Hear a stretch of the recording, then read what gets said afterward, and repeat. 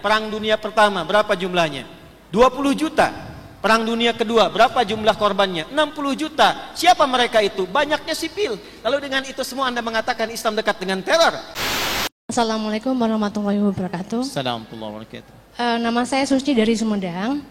Saya ingin bertanya kepada Ustadz dan pada Syekh, bagaimana memahami dan mengimani Islam sebagai tujuan hidup? Karena ada banyak yang tidak paham tentang Islam, sehingga menganggap Islam sebagai teroris dan ancaman dan sebagainya. Tetapi juga ada banyak yang paham dan pintar dari segi kecerdasan, tapi tidak mengimani Islam. Seperti itu. Assalamualaikum warahmatullahi wabarakatuh. Assalamualaikum warahmatullahi wabarakatuh. Mbaknya dari mana? Sumedang. Dari Sumedang. Baik. Ini tadi kelebihannya saya sampaikan di awal saat pengantar. Ini beliau ahli data ini. Beliau menyampaikan tuduhan dan pelekatan terorisme terhadap Islam ataupun orang Islam, ini tuduhan yang sangat tidak benar. Tuduhan yang sangat menyimpang. Saya ingin tekankan bahwa kita semua mengetahui bahwa Islam datang dengan kedamaian, dengan toleransi, dengan kebaikan, jauh dari isu teror. Bukti terbaik untuk menampilkan itu, saya tampilkan data kepada Anda. Di kehidupan Nabi SAW, kita mengenal ada peperangan-peperangan militer.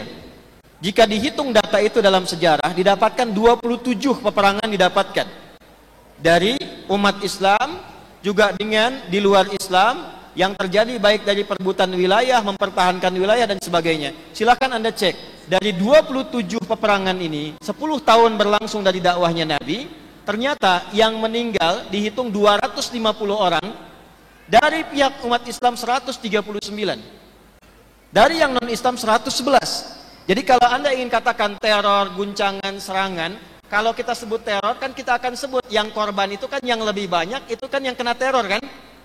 Ya, logika kita pakai. Orang yang bawa teror pasti akan menghasilkan korban kan?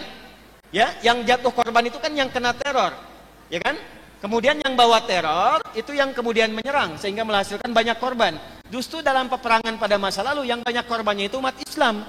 Bagaimana datang kemudian pendapat, datang kemudian kesan, datang kemudian kampanye mengatakan Islam dekat dengan teror, sementara zaman Nabi yang terdapat 27 perang yang banyak korbannya umat Islam. Silahkan ibu cek lagi data lagi beliau tampilkan. Ini untuk teman-teman yang di militer, di tentara, kita bisa belajar. Ini bagus sekali materinya. Kalau kita dapatkan klaim Islam lekat dengan terorisme, silahkan lihat tuntunan militer dalam Islam. Dalam peperangan yang dihadapi oleh umat Islam untuk mempertahankan wilayahnya dari serangan-serangan, itu hal yang pertama Nabi contohkan dan arahkan adalah beliau mengarahkan para tentaranya untuk menetapkan medan pertempuran di wilayah yang jauh dari masyarakat sipil. Silakan Anda lihat Bukit Uhud, silakan lihat Badar, itu bukan tempat pemukiman. Apa diantara tujuannya? Meminimalisi korban dan dampak kepada masyarakat sipil dan juga aset-aset sipil, sehingga keadaan sipil terpelihara, sehingga fair, militer di bagian militer saja, sipilnya tidak terdampak. Silakan Anda bandingkan, perang dunia pertama berapa jumlahnya? 20 juta. Perang dunia kedua berapa jumlah korbannya? 60 juta. Siapa mereka itu? Banyaknya sipil. Nagasaki, Hiroshima, 14-16 Agustus 1945 dijatuhkan 2 bom. Di mana dijatuhkannya? Di tempat sipil. Di mana ditempatkannya? Di kota. Berapa korbannya? Luar biasa banyaknya. Jadi kalau Anda membandingkan di masa itu keadaan diarahkan kepada tempat jauh dari tempat sipil, korban diperkecil, terjadi peperangan di lingkungan militer. Sekarang yang Anda katakan, Anda lihat saat ini korbannya banyak di rakyat sipil, tempatnya banyak di wilayah-wilayah sipil, yang jatuh korban dan banyak sekali yang rusak fasilitas sipil. Lalu dengan itu semua Anda mengatakan Islam dekat dengan teror, sementara yang mempraktikkan itu adalah bukan orang Islam. Nah, yang ketiga yang ini paling penting, saya ingin buktikan yang sesuai dengan keadaan kita saja secara geografis. Ibu kan orang Indonesia, Sumedang Indonesia, kita orang Indonesia. Bagaimana Islam datang ke Indonesia ini? Apakah dengan teror? Apakah datang dengan penindasan? Apakah datang kemudian dengan penyiksaan? Apakah datang dengan bumi hangus? Bukankah sejarah telah membuktikan kedamaian, kemuliaan akhlak, asimilasi yang baik, itu yang menghasilkan nilai Islam datang ke Indonesia dengan baik, berkembang dengan bagus, menjadi negara mayoritas muslim. Itu satu-satunya dalil terkuat di era kontemporer ini untuk menunjukkan bahwa Islam jauh dari teror dan segala hal yang dituduhkan tadi. Ibu yang baik, beliau menekankan bahwa sekarang ini eranya era perang informasi, media, bagaimana citra ditampilkan. Orang-orang yang tidak terkesan dengan risalah Islam yang meneduhkan, mencerahkan, membawa kedamaian, tidak puas dengan itu semua, sehingga seakan-akan memberikan sebuah keadaan dan kesan Islam itu harus digambarkan lekat dengan teror, lekat dengan kekerasan, dibuat sebuah citra yang membesar, yang meluas, sehingga memberikan sebuah kesan yang luas di masyarakat. Saya ingin berikan gambaran terakhir untuk ibu, kata beliau. Silakan Anda cek orang-orang Islam yang datang untuk membantu siapapun, sampai kaget mic itu tadi berbunyi dengan kencang, itu kan, saking dahsyatnya ini. Baik, di dahsyati hadil ma'lumat yang fi tasfit minal mic. Ya, Anda bisa lihat orang Islam datang ke tempat manapun, membantu masyarakat manapun. Ke Andalus, Iberia, datang di Afrika Utara. Apakah datang kemudian dengan penindasan? Tidak. Di Indonesia bagaimana? Di Nusantara bagaimana? Tidak. Tapi silahkan bandingkan.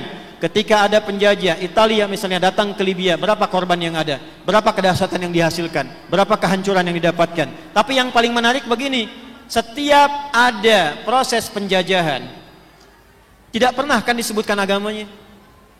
Gak pernah disebutkan agamanya. Tapi kenapa sekarang ditampilkan agamanya, bukan orangnya? Itu perang media, Bu. Bedakan antara Muslim dengan Islam. Yang datang ke Indonesia ada penjajah, kita kenal Belandanya, kita tahu Portugisnya, tapi kan gak pernah disebutkan agamanya. Pada hakikatnya agama tidak mengajarkan kekerasan. Tapi sekarang pertanyaan besarnya, kenapa nama agamanya yang disebutkan? Kalau ada orang Islamnya, entah itu si A, entah itu si B, berbuat tindakan kasar, yang salahkan orangnya. Kenapa agamanya yang diungkit? Kenapa tidak menggunakan logika yang sama? Orang-orang yang kasar di pemeluk agama lain, kenapa tidak disebutkan agamanya? Kenapa yang bom yang terjadi di negara-negara lain yang kita saksikan sekarang, kenapa yang tidak diungkit agamanya? Karena sekarang yang kita harus ketahui adalah perangnya perang citra dan perang medianya. Pembuktian terbaik adalah dari perilaku kita yang membantah seluruh citra itu. Nah, kalau ibu ingin lihat teroris sejati dengan teror yang nyata, yang kelihatan, yang tampak, yang menggemparkan dunia, yang sudah jelas pembuktiannya, yang jelas-jelas teror itu yang dilakukan oleh Zionis di Palestina. Menjatuhkan banyak bom, menjatuhkan banyak senjata-senjata yang menghancurkan, dampaknya diketahui, dampaknya juga nyata, orang tahu semua, ada medianya, ada buktinya, ada videonya, itulah teror. Dan di antara teror kedua yang terbesar adalah teror dari orang-orang yang sudah tahu itu salah tapi dia diam. Ketika orang Islam satu orang berbuat salah, maka dikembangkan Islam dekat dengan teror. Tapi ketika satu negara, satu wilayah dihancurkan dan di hadapan banyak mata itu terlihat, kemudian dia tidak menggunakan pendekatan yang sama. Itulah teror dalam diam dan teror dalam hak yang bisa kita lihat dalam keseharian.